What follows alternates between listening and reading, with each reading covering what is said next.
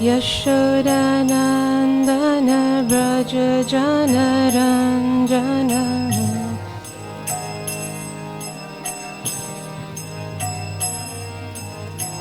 Yamuna Tira Vanachari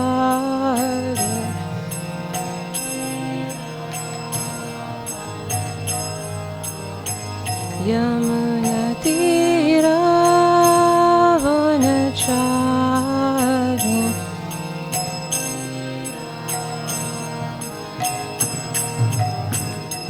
Jaya Radha Madhava Kunja Bihari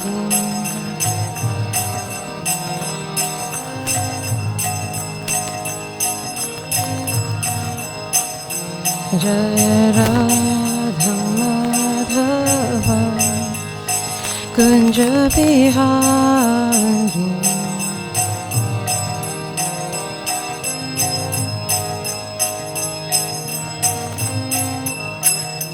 Jai Shri Krishna Chaitanya Prabhu Nityananda Shri Advaita Gadadhar Shri Vasadi Gaura Bhakta Vrinda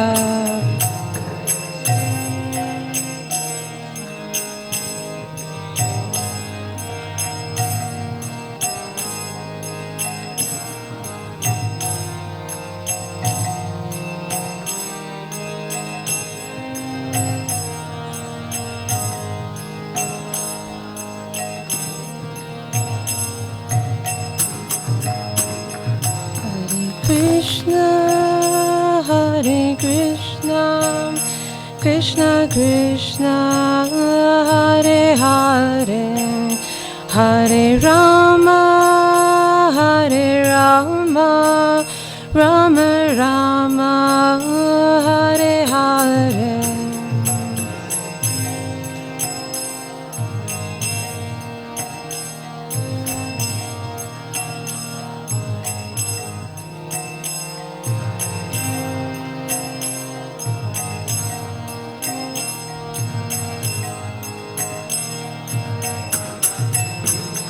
Hare Krishna, Krishna Krishna, Hare Hare, Hare Rama, Hare Rama, Rama Rama, Hare Hare.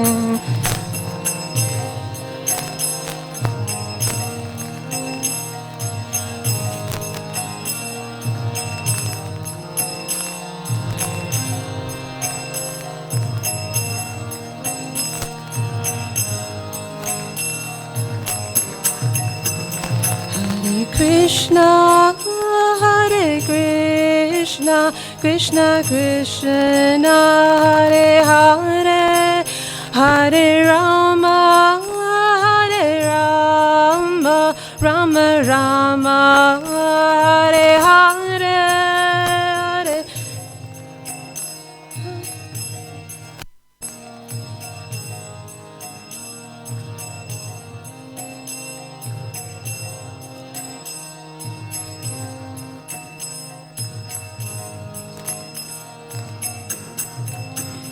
Hare Krishna, Hare Krishna, Krishna Krishna, Hare Hare, Hare Rama, Hare Rama, Rama Rama, Hare Hare, Hare.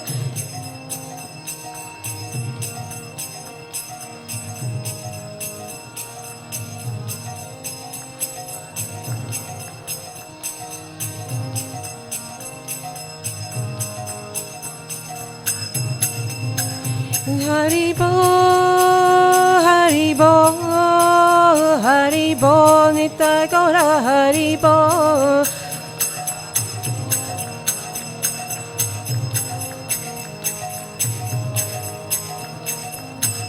Nitya Gaura, Haribo, Haribo, Haribo, Nitya Gaura, Haribo.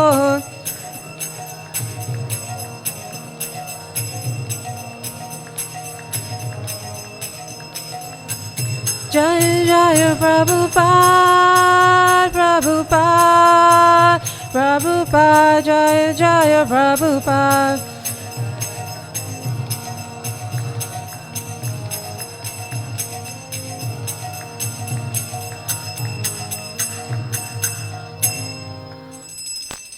Srila Prabhupada ki, Shinsai Go Premi.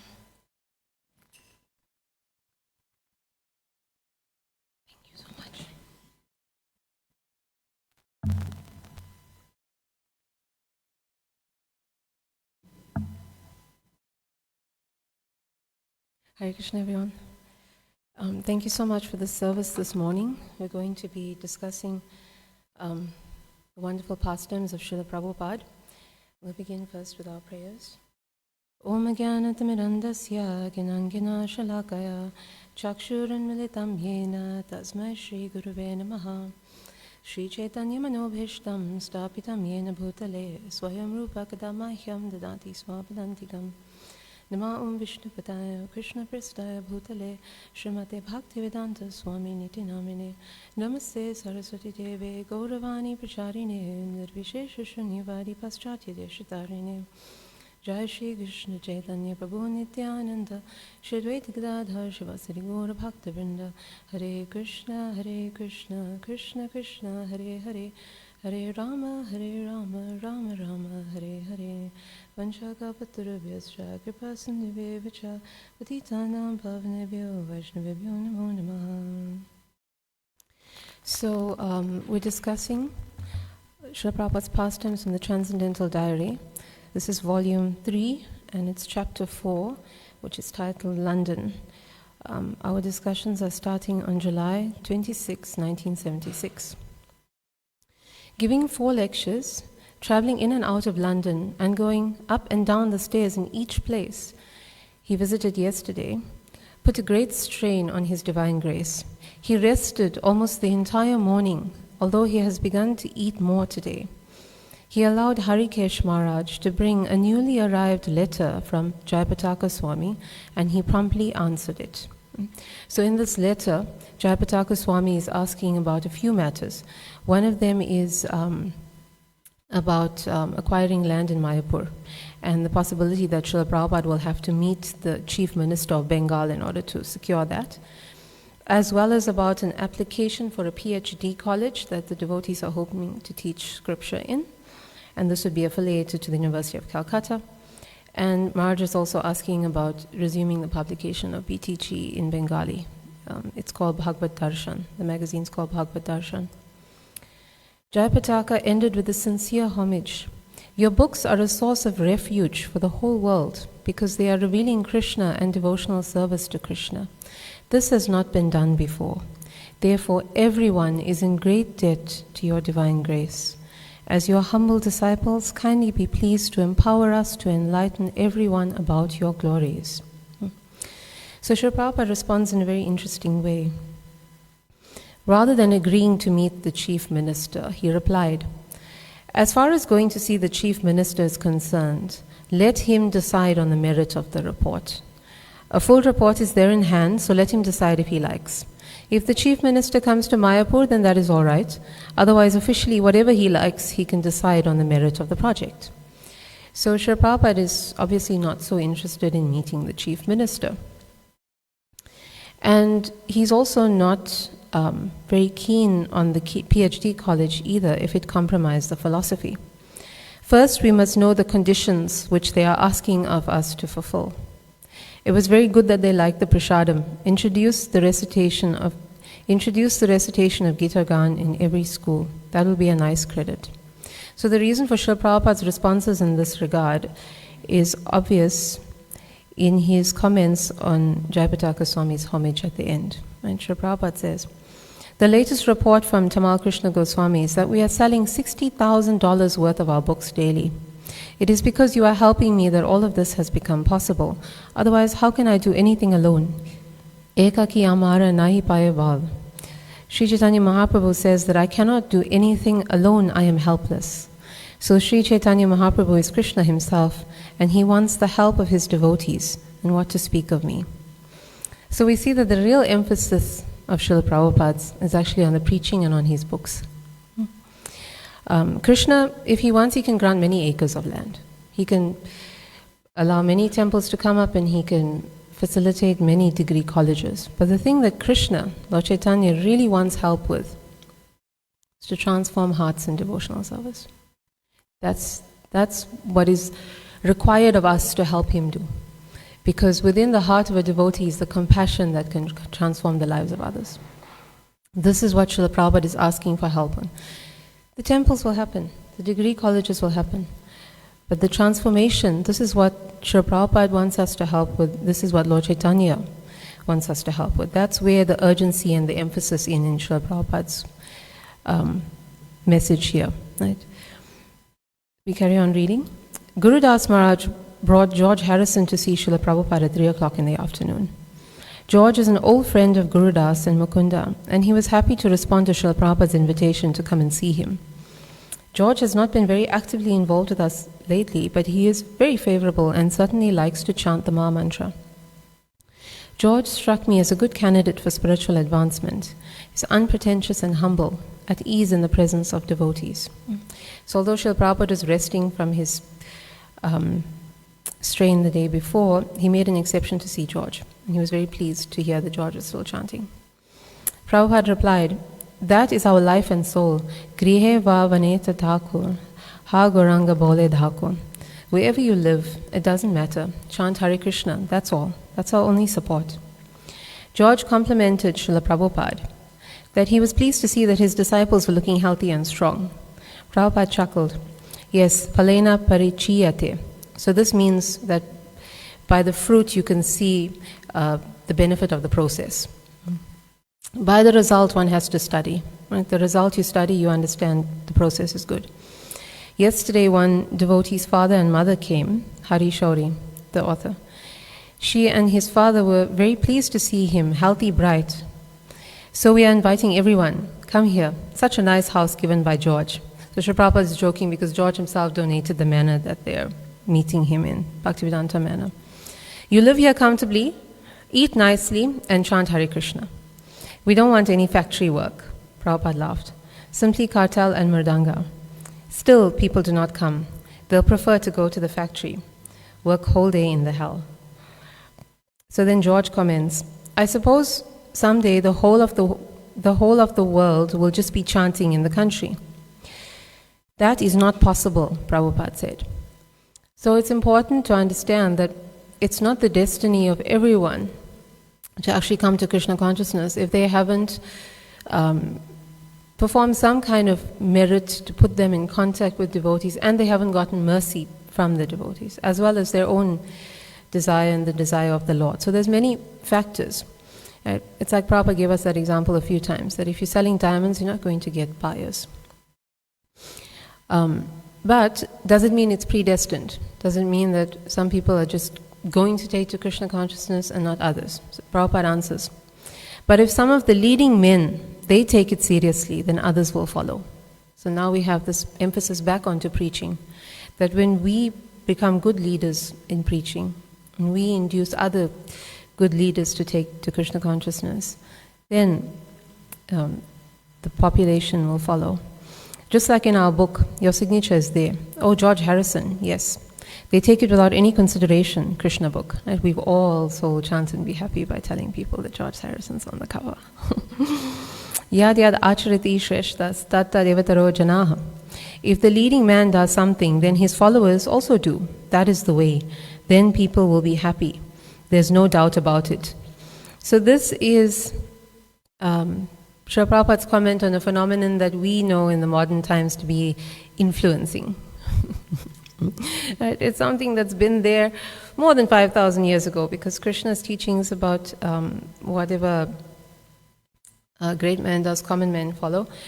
That's Krishna explained that although he's speaking it 5,000 years ago, it's actually been, this knowledge has been there from the beginning of time. So influencing is not a new thing. But the important thing for us to learn is the concept that if we become good influences, then we'll influence others. That's our work, actually. We become the right influence and we help Lord Chaitanya and Srila Prabhupada. All the while, Prabhupada attentively supervised the serving of prasadam. Noticing which preparations George had a taste for, he told us to give him more.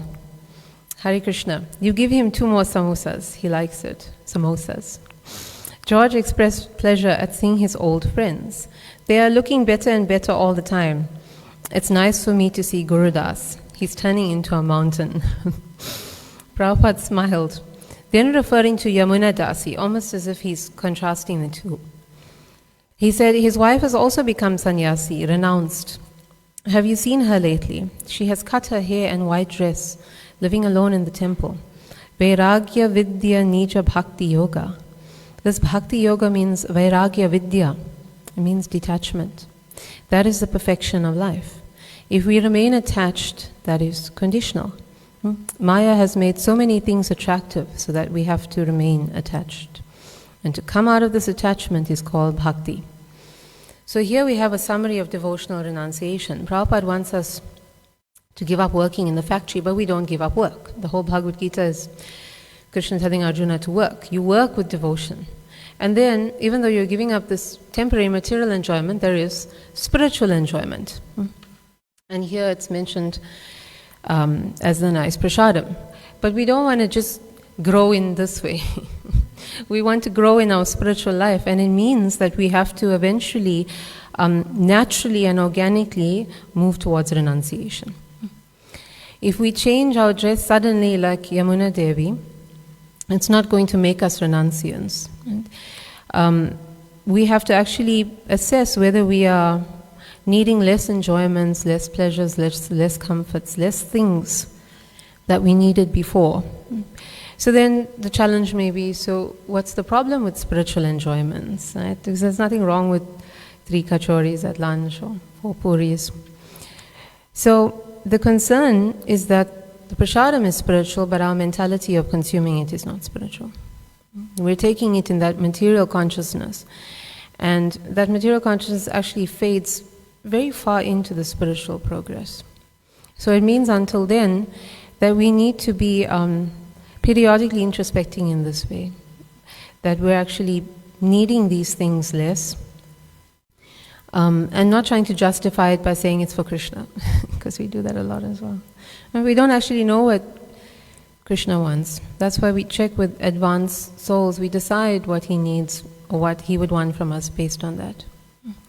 So the importance is that we work on simplifying our lives. Because when we have less needs and desires of our own, then there's more Krishna. Referring to the current drought, George said that there was a lot of concern, and Prabhupada told him it was the result of too much sinful activity, especially the killing of innocent animals. Prabhupada also told Jayatirtha Prabhu to arrange for the manor's grounds to be watered, as he was concerned the grass was yellowing. So Prabhupada's going to mention the grass again a bit later. For us, we think of it in the sense of aesthetics, but for Prabhupada, he had as much compassion for the souls in the grass as he did for the animals in the slaughterhouse, as he did for the conditioned souls that he wants us to preach to. And so the pure Vaishnav is para dukkha dukkhi. George ate steadily with Prabhupada, ensuring he had enough. When he offered more samosas, George laughed. "I've got plenty, thanks." Prabhupada also laughed. "Prasadam we can eat up to the neck. There is no harm. You will never get indigestion. You have got some fruits." So now this seems like a contradiction to what we said, right? It actually isn't. You can definitely eat up to your neck with prasadam when you don't need to, when you don't have to, right? When you don't want to, when it's not a question of your desire, when you're eating as an act of pure devotion, when you're truly honoring the prasadam, and like George, when you're helping or you're assisting or pleasing a pure devotee. Right? That's a very different matter. Then if you eat up to your neck, you won't have indigestion, you won't have cholesterol, you won't have diabetes, you won't have any of these things, because you're not taking it in the material sense. So this is how these concepts are actually reconciled on the spiritual level. Prabhupada continued to encourage him, offering cauliflower, mango drink and other preparations. George was doing his best, responding warmly to Prabhupada's hospitality. "I can't finish," he laughed. He said he had been sick with jaundice recently. He thought he contracted it from eating Chinese takeaway food. Srila Prabhupada advised him to cook simple foods for himself. So eat opulently once in a while to please a pure devotee, but on a regular basis, eat simply. So everything comes together. They spoke a bit more, and Prabhupada also told him about the Mayapur project. "We are just attempting a big planetarium in Mayapur. We have asked government to acquire land, 350 acres. That is negotiation going on. We shall give a Vedic planetarium." So we can see already that even though Srila Prabhupada wasn't interested in meeting the chief minister, he already knew that these things were going to happen. So the plans were in place. Guru Das furnished some of the details. The planetarium will be 350 feet high and show the cosmology of the spiritual world, Prabhupada added. The construction will be like your Washington Capitol, like that. "A big dome?" George asked. "Yes, estimated 8 crores of rupees." So it's kind of interesting because there's been a few comments passing around about the shape of that dome recently. And it's quite clear that Srila Prabhupada had a purpose. He wanted this dome so that there would be space within it for this beautiful and elaborate model of the Vedic planetarium. So the pure devotee, he has his understanding because he knows what Krishna wants. And that is always more important or more relevant than what we want or what we think. His concept of things is actually, he can see the bigger picture, he can understand what is actually important. So we've split hairs over things, the appearance of a temple and so on, but we remember that in the beginning the appearance of Western Vaishnavas or female Brahmins, that wasn't making people very happy either. But the pure devotee knows the will of the Lord, and that is always correct. Public opinion, not always correct. So the important thing, and again Prabhupada will mention this later, is not just the shape of the temple but what goes on within the preaching. Srila Prabhupada offered more prasadam to George, and Prabhupada asked George if he was reading his books at all. George said that he was, mainly the Krishna book. Mukunda gave me the new books, but there's so much there's just so much to read. I don't know how anybody could have written it. It's difficult enough to read all that amount. Prabhupada acknowledged his appreciation. Sometimes they are surprised how one man can write so many books. But it is Krishna's grace, he said humbly. Otherwise not possible. For a human being it is not possible. So very humbly but matter of fact, Srila Prabhupada is declaring that he's not an ordinary human being. Then Srila Prabhupada offered George sweets. Sweets will help you digest, and we think it's just for us to enjoy. To the server he instructed, don't give 3, at least 4. With George protesting that he wouldn't be able to eat much more, Prabhupada explained, 3 is given to the enemy.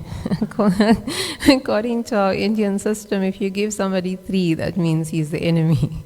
So now you all know, don't get happy when you see too many sweets. If it's 3, they're sending you a message. George was a little surprised. Oh, really? I always like the number 3. While waiting to be served some fruit, Prabhupada listed 3 enemies: Kama, Krodha, Lobh, lust, anger, and greed. Yes, but there's a lot of nice 3s, George said. Prabhupada agreed. Yes, just like Brahma, Vishnu, Maheshwar, 3 worlds, Shankha, Martya, Padma, Trinity. These are nice things. So if we look at this, the bottom line is that in this material world of duality, there's always going to be good sides to things and bad sides to things. It's only on the absolute plane where everything is good. And only the pure devotee coming from that plane actually knows Shri Shri Radharadhanath ki, Shri Kiraj Govardhan Hari ki, Srila Prabhupada, Shri Shri Nitai Gaura Hari ki, Srila Prabhupada ki. Sorry. So only the pure devotee actually knows what is absolute good, what is good all the time. So we may fuss about numbers and the shapes of buildings and so on, but we don't actually understand whether these things are important enough to worry about or not. Sometimes we may get fanatical about it, offensive even, just because we have this belief. But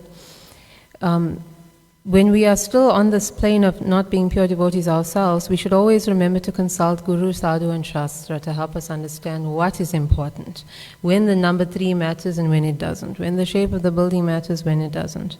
Because we can get so distracted over these small issues that we actually forget Krishna.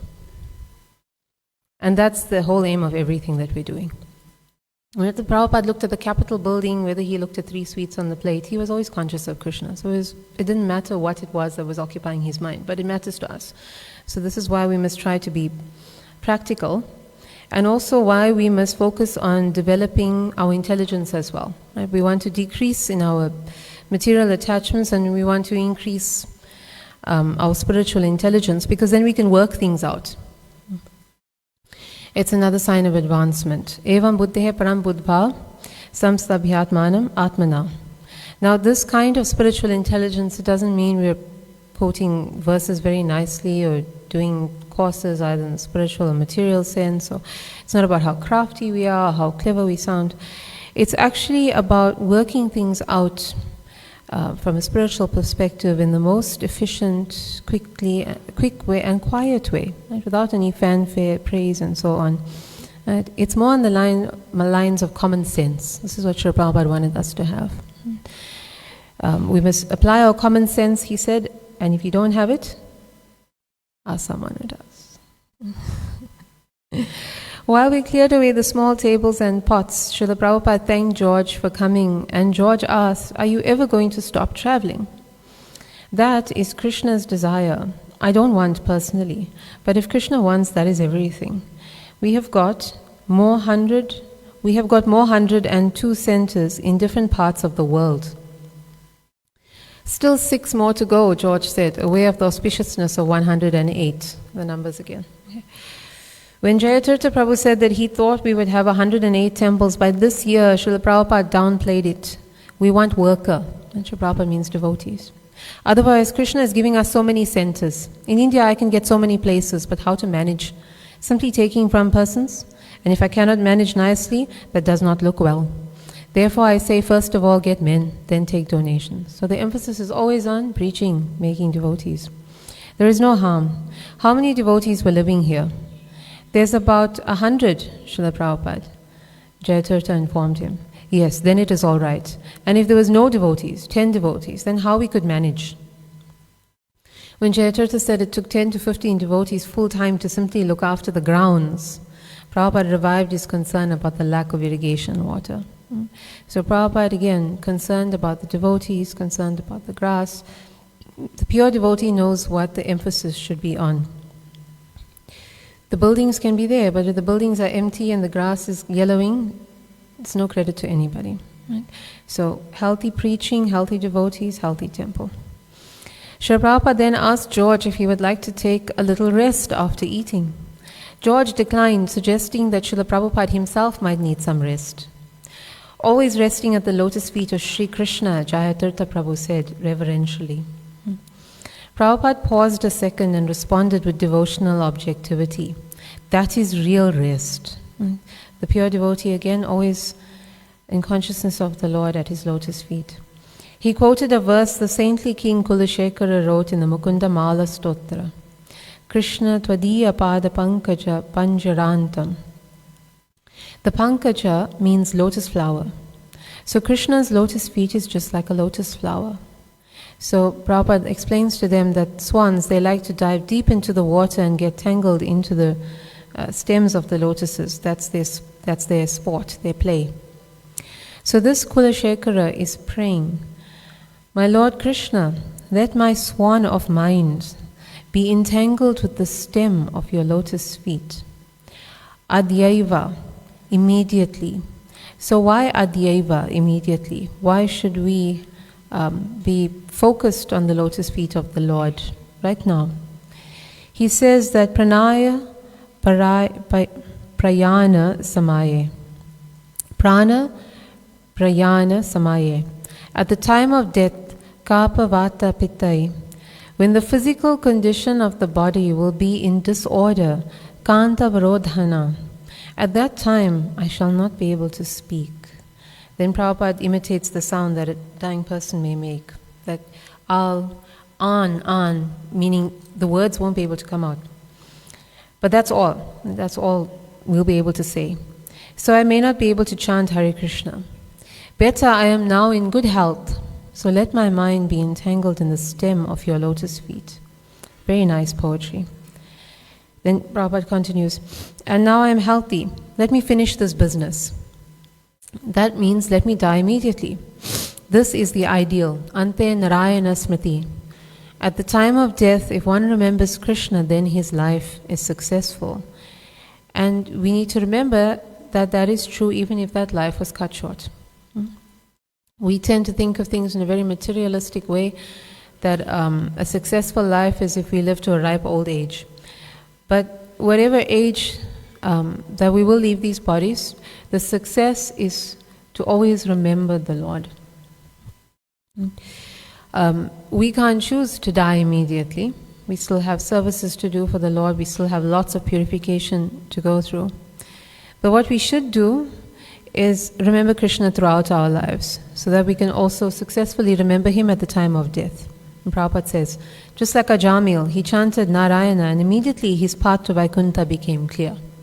So we clarify that Ajamil didn't just chant at the time of death. Right? His son was little, but between the time he named the boy Narayan and the time that he died, he was chanting the name of this child all the time. So the lesson is still there, that we can't just hope to remember Krishna at the time of death if we haven't been practicing chanting his names throughout life. Srila Prabhupada then told the story of one of his disciples whose mother was not a devotee, but at the time of her death she asked her son, is your Krishna here? And died. Just see how fortunate she is. She simply uttered this word, is your Krishna here? And then she died. Very fortunate. So on account of her son, she got salvation. So now Prabhupada's challenging us here. We're saying we need to remember Krishna throughout our lives. But here this lady had no thought of Krishna. Prabhupada actually explained to George that she'd rather go dancing than meet her son. But what this is an example of causeless mercy. We understand what causeless mercy means. It doesn't have a cause. She didn't do anything to actually deserve this grace. But Krishna just decided to give that mercy to her. So certainly those persons can make the argument that Krishna can choose to give us his grace to remember him, even if we're not remembering him through life. But we have to ask ourselves, why would we do that to Krishna? Why would we ignore him the entire life and then just try to use him at the end to be liberated? It's actually a sign of very terrible character. So If we're sincere and we appreciate His glory, His wonder, His beauty, we wouldn't want to ignore such an amazing, extraordinary person, even if we're not yet in love with Him and even if we don't truly understand all His glories. We'll make that effort to remember Him, right? And it actually just shows very good traits in us. George told Srila Prabhupada that he chanted when his mother died, though she was in a coma. It was the only thing I could think of that may be of value, you know. Anyway, Prabhupada told him, if she has heard Hare Krishna, she'll get the benefit. Either she chants or somebody chanting. If she hears Shravanam Kirtanam, both the same thing. Little chants. Swalpam api asya dharmasya trayate mahato bhayat. So let us practice in such a way that at the time of death we may remember. That is success. So we can be certain that if we have done the right thing throughout our lives and tried to remember Krishna, that even if we end up in a situation like this lady and we can't actually chant ourselves, Krishna will be there. He'll send someone, or He Himself will remember us even if we can't remember Him. That's the assurance for His devotees. Prabhupada again asked George if he was reading Krishna book. George said that once in a while he did, but he always carried a Bhagavad Gita with him wherever he went. He admitted that he wasn't a great reader. Prabhupada chuckled. No, you have got chance here to think soberly, but on account of your chanting Krishna, so many people are chanting. And so George in his modesty didn't want to take credit for that. No, Prabhupada said approvingly. They say, George chants Hare Krishna. They say, do they not? So the disciples agreed. Anyway, Prabhupada said, you go on chanting, that will influence. To encourage him further, he cited Rupa Goswami in Chaitanya Charitamrita. There is poetry. And so Prabhupada quotes, I do not know what sweetness there is in these two words, Krishna. So George asked about a few things and then he wanted to hear more about this verse.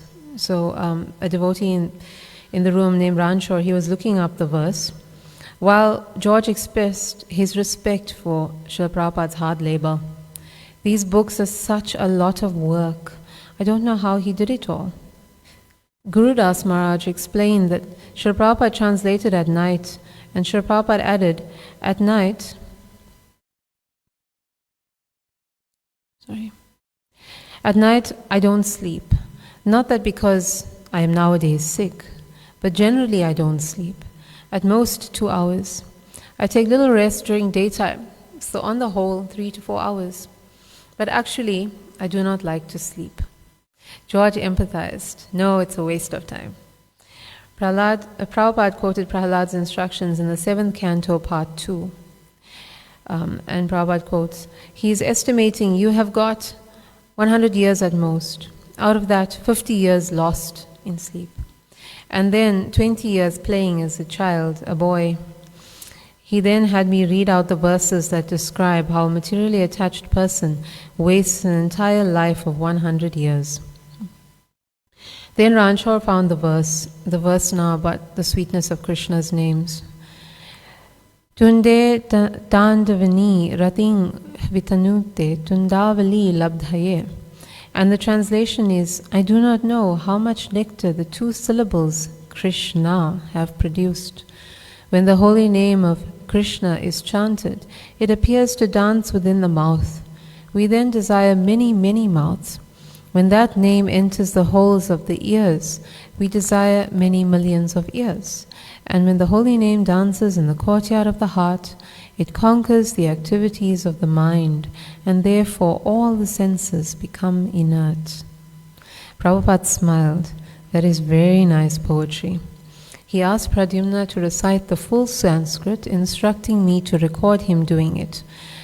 And so Prabhupada wanted George to produce an album containing that verse. George was laughing. I don't know if they'd like it. Already they don't understand such a lot, even if you say it in English. Then Prabhupada says, that word Krishna, if they hear, that will be sufficient. So just like Prabhupada was saying that the lady would be benefiting even if she was in a coma, how much more benefit for people who are actually conscious, even if they don't understand completely the glories of Krishna's name. It will work like medication. Right? Medication works whether you understand the side effects, the effects or not, or the side effects. But Prabhupada assured that they would understand, they would benefit from the holy name even if they didn't understand, appreciate it. Then Srila Prabhupada gave him some guidance on how to incorporate a song about Radha and Krishna that he had heard in Vrindavan in his next album. And George showed his natural growing spiritual intelligence. He told Prabhupada about a friend who was trying to think of a name for his little girl. I told him to call it Dhara. Because from Radha, if you chant Radha, Radha, Radha, Radha, the word Dhara is actually formed. So he called his girl that name. Jayatirtha pointed out how George had followed in the footsteps of the great sage Narada Muni without even realizing it. Valmiki was a murderer or dacoit, thief, and he was advised by Narada Muni to please chant the holy name of the Lord and give up this thievery. So he couldn't chant the name of Ram. So instead, Narada Muni said, you chant Mara. Mara means death, so he agreed, a little more aligned with his consciousness. Prabhupada explained, chanting Mara, Mara, Mara, Mara became Rama. Later on, this Valmiki, Jayatirtha continued. He wrote the Ramayana after having chanted Rama, Mara. He became purified. By this time, it was 5 o'clock, and the darshan concluded with Srila Prabhupada blessing George, who promised to come again. Then Srila Prabhupada had visitors in the next section. Bhagavan Prabhu and Pritu Putra Swami arrived from France with samples of the new French Srimad Bhagavatam, first canto, first part. The book he placed before His Divine Grace drew exclamations of delight from Harikesh and even Prabhupada. It was gorgeously produced with elaborate gold stamping, colorful end pages, and built-in silk bookmarkers, an ISKCON first. Prabhupada was extremely pleased with the book's format as well as the distribution figures. He especially enjoyed hearing Pritu Putra translate the preface.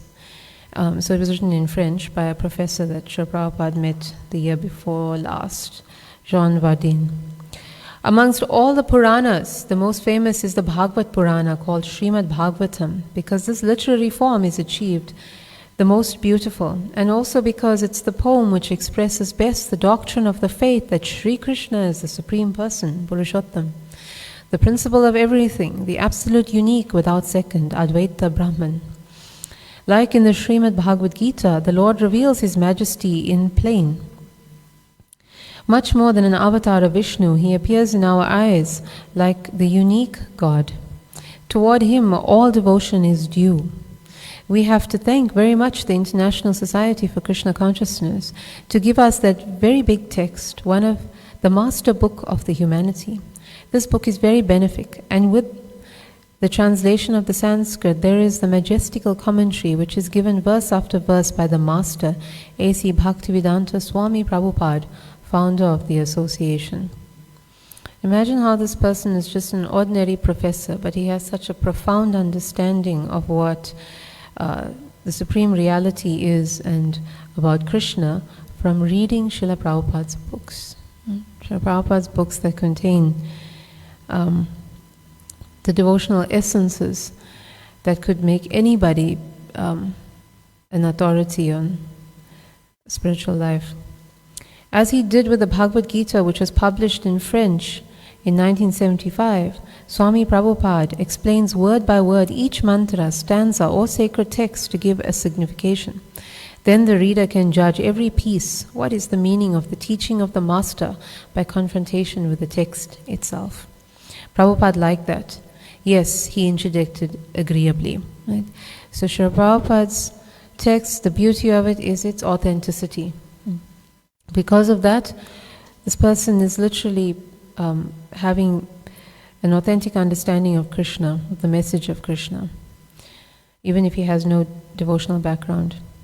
Describing Prabhupada's position as a member of the succession from Lord Chaitanya, the professor wrote, "It is a considerable advantage for the French public to have these volumes where there is a vitality manifested from one of these past pantha, which are the most followed by the followers of the Hinduism, panthas, sampradaya.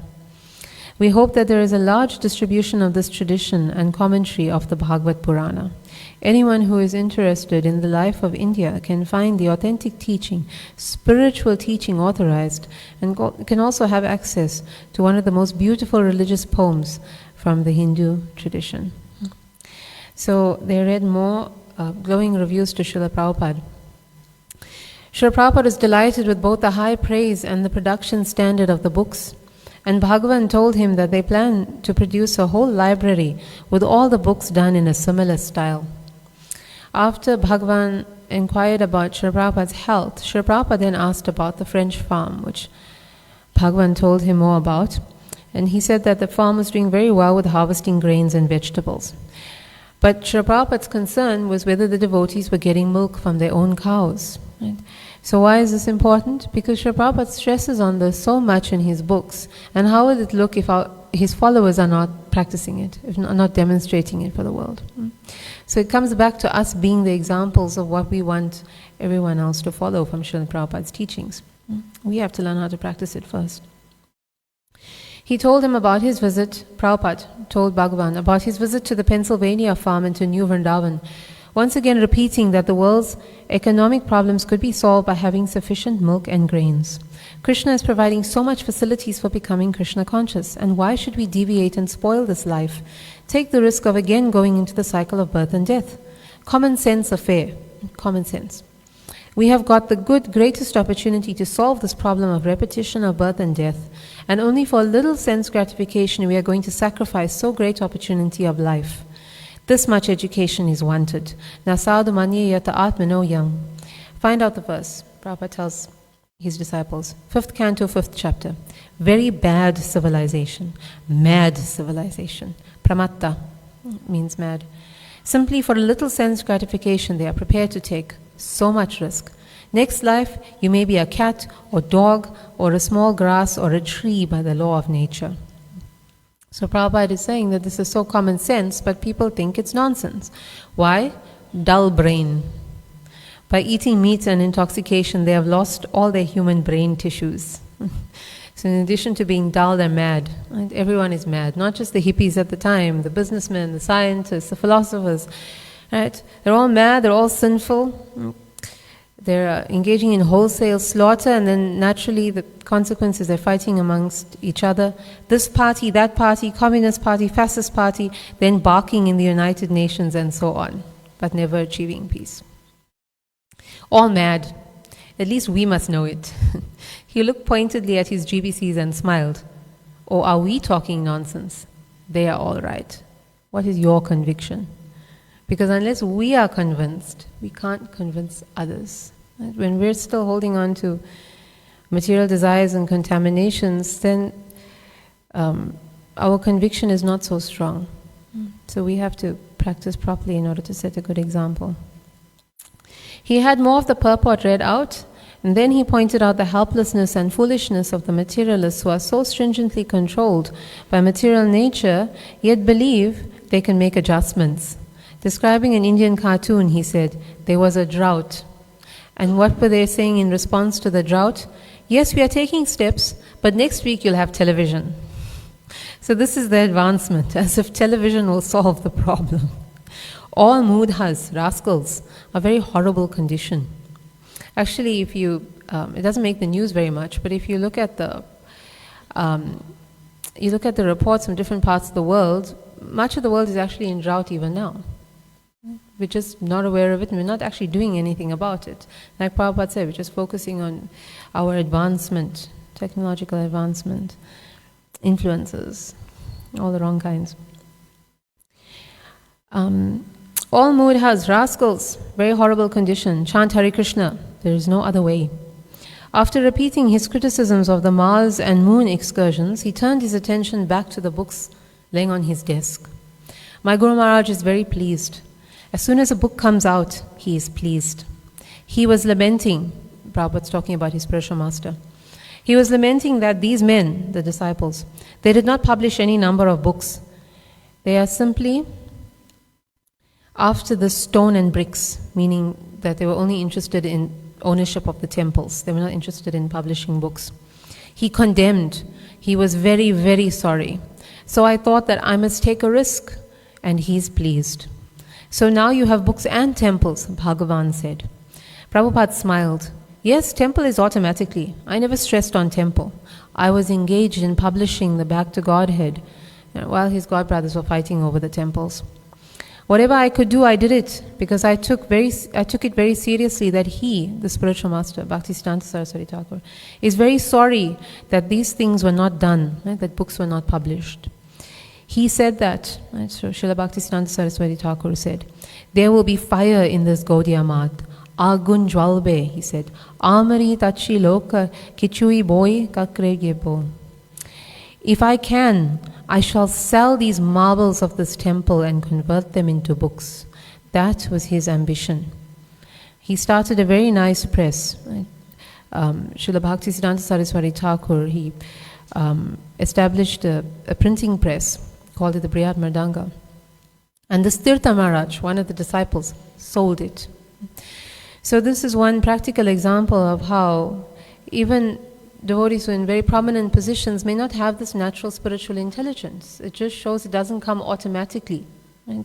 We actually have to be making some spiritual progress, because if Tirtha Maharaj, if he understood his Guru's desire and mission, he never would have done something so reprehensible. Sold it? Jayatirtha asked in surprise. Yes, Prabhupada said, he is not representing Guru. Better let's have money to fight in court. And so the disciples were all fighting over the temple, so they needed money for it. Now whatever is being done, it is by his, Bhaktisiddhanta's, blessing. Let us work sincerely. Things will be all... Prabhupada doesn't finish the sentence. Then he says, otherwise it is humanly possible. It is by his grace. George was also commenting on that, how one man could have written so many books. Jayatirtha said, he could not even read them all, what to speak of writing them. Prabhupada quoted a Sanskrit verse, Mukam karoti vachalam pangum langayate girim yat kripa tamaham vande shri gurum dina tarinam. A dumb person is a great orator. The lame man is jumping over the mountain. Yat kripa, by the mercy of Guru, it is possible. So let us cooperate and do this business. If the higher authorities are pleased, then Krishna is pleased. That is our success. So Bhagavan actually wanted to convinced Srila Prabhupada to come to France, and Prabhupada was thinking about going to India. So eventually Bhagavan succeeded. We shall go immediately, Prabhupada asked. Jayatirtha cautiously tempered Bhagavan's query. I think that, Srila Prabhupada, you should not feel obliged in any way to go. Only whatever you think is best for your health condition. No, obliged, I am always obliged to you, that is a fact, Srila Prabhupada said humbly. So Srila Prabhupada has already admitted he is not an ordinary person, but he is obliged to these devotees. Why? Because they are helping him preach Lord Chaitanya's message. They're helping him distribute books. That's how the superhuman person has become obliged to these ordinary mortals. The devotees were concerned, actually they're concerned that Prabhupada should rather go to France than go to India, was that the people in India would see him only on a materialistic platform and try to get blessings from him. Srila Prabhupada commented further that if we see one saintly person and offer obeisances, we get some blessing for what? Material things. Ashirvad.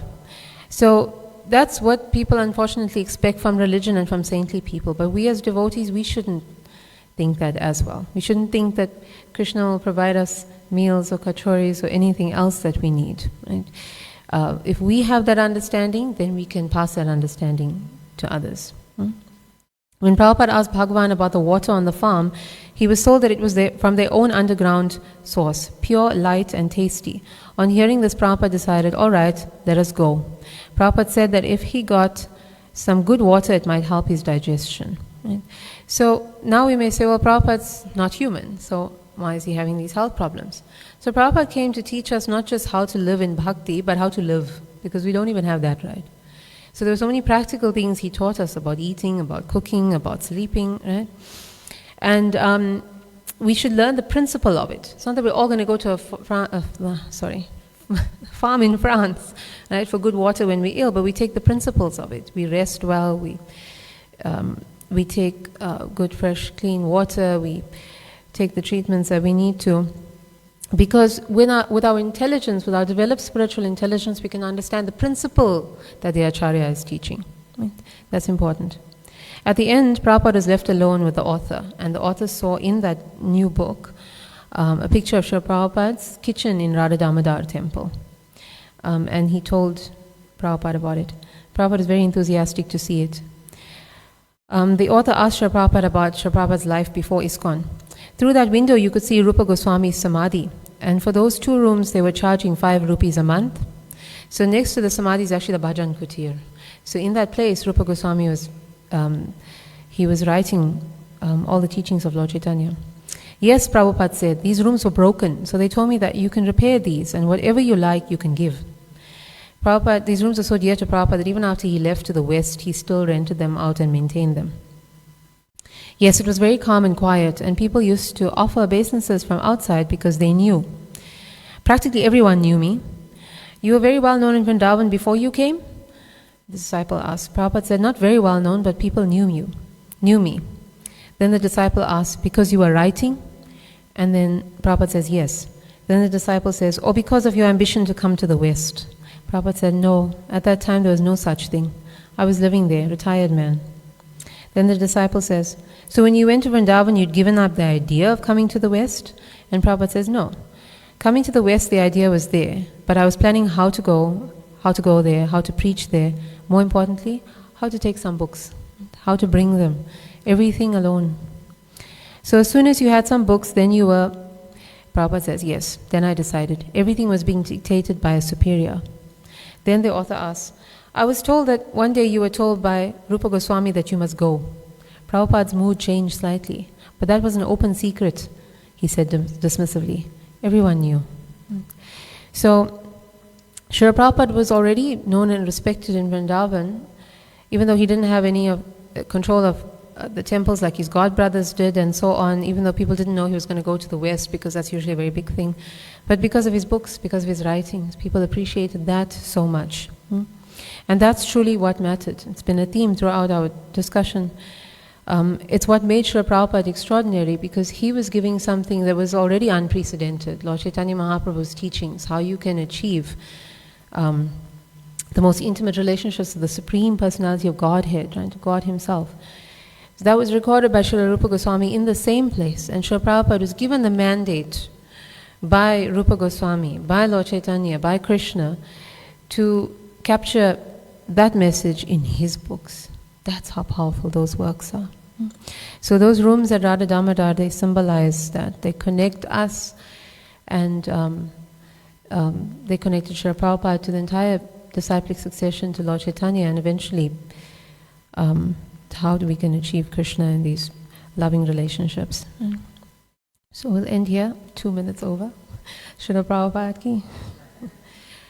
Any comments or questions or corrections?